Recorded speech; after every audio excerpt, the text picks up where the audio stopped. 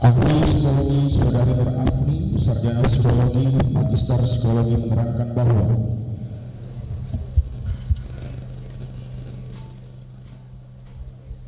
maksud dan tujuan dilaksanakan pemeriksaan psikologi forensik terhadap Peggy Setiawan alias Peron dilakukan guna 1. Memperoleh gambaran tentang profil psikologis Peggy Setiawan alias Peron meliputi aspek intelijensia, kepribadian, dan status mental dalam rangka menetapkan kompetensi tersangka untuk memberikan keterangan dan mempertanggungjawabkan suatu tindak pidana.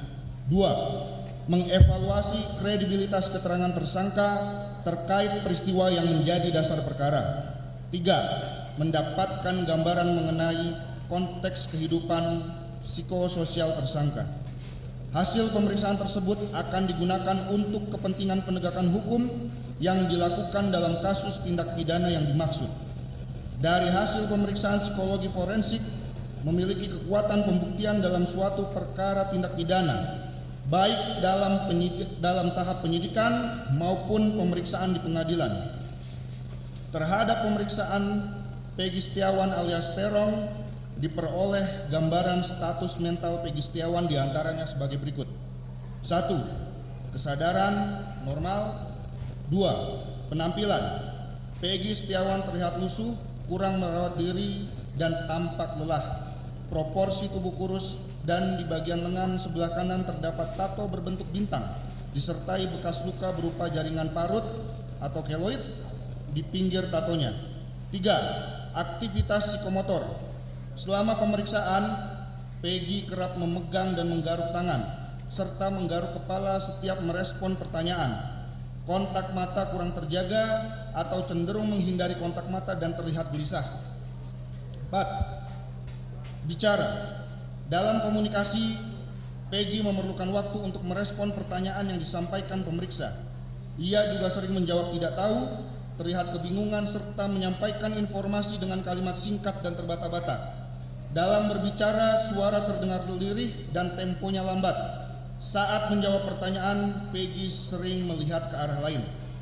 5. Orientasi. Tidak mengalami disorientasi waktu, tempat, dan ruang. 6. Memori. Kesulitan dalam menyampaikan informasi secara detail, beberapa informasi yang disampaikan tidak konsisten. Mood. Terlihat gelisah dan khawatir. 8. Emosi dan afek, selaras atau kongruens dengan isi pembicaraan. 6. Persepsi. Tidak ada gangguan persepsi atau tidak ada halusinasi. 10. Isi pikir. Tidak ada gangguan isi pikir, tidak ada waham. 11. Fungsi intelektual. Secara umum mampu memahami pertanyaan yang diajukan dan memberikan jawaban yang sesuai pertanyaan. Meskipun demikian, ia tampak membutuhkan waktu untuk memahami pertanyaan yang diberikan. Bahkan seringkali meminta pengulangan instruksi, pertanyaan, serta arahan dan terkesan kurang spontan dalam menjawab. Fungsi intelektual ambang borderline intelligence functioning dengan nilai IQ 78. 12. Tilikan atau insight. Memahami kondisi yang ada dalam dirinya serta memahami perasaan dan tujuan yang ada pada dirinya maupun orang yang penting atau signifikan dalam kehidupan dirinya.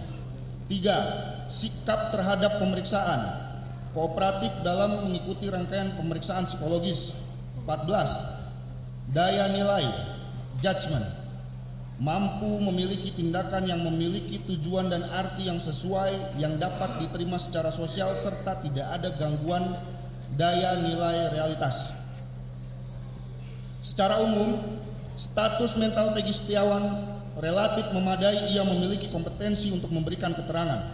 Catatan, keterlibatan Peggy dalam lingkungan pergaulan negatif saat memasuki usia remaja yang ditandai dengan penggunaan alkohol dan penyalahgunaan obat-obatan. Riwayat tingkah laku pelanggaran hukum sejak memasuki usia remaja merupakan faktor resiko yang meningkatkan kerentanan seseorang bertingkah laku yang bermuatan menyimpang.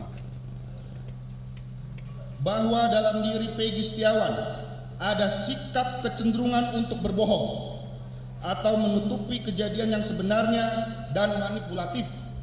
karena ditemukan beberapa perbedaan cerita antara Peggy Setiawan dengan ayah kandungnya pada saat ditanyakan tentang peristiwa yang sama di antara keduanya, bahwa ada perilaku menyimpang yang dilakukan oleh saudara Peggy Setiawan dalam pelanggaran hukum, seperti tidak memiliki SIM, menggunakan sepeda motor yang tidak memiliki surat-surat kelengkapan yang lengkap, dan menggunakan obat-obatan terlarang, serta pernah ditangkap di Polsek Gunung Sari Cirebon. Kemudian dari hasil pemeriksaan psikologi forensik terhadap Peggy Setiawan memiliki indikasi untuk melakukan tindak pidana sebagaimana perkara yang dipersangkakan.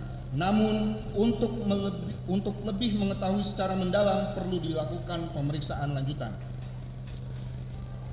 Pada saat saudara Peggy Setiawan ditanyakan secara langsung mengenai peristiwa tersebut di atas, saudara Peggy Setiawan menjawab tidak tahu.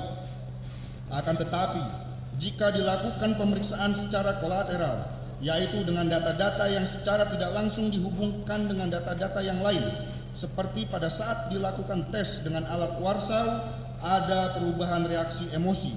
Di saat kami memperlihatkan secara tiba-tiba dan cepat foto korban Eki ataupun Vina, ada sempat terjadi perubahan emosi pada saat melihat foto tersebut, sehingga tergambar adanya indikasi bahwa saudara Peggy Setiawan mengetahui peristiwa tersebut di atas. Akan tetapi untuk lebih mengetahui secara mendalam perlu dilakukan pemeriksaan lanjutan. Bahwa temannya yang bernama Sudirman pada pemeriksaan pertama, saudara Peggy Setiawan tidak mengenalnya.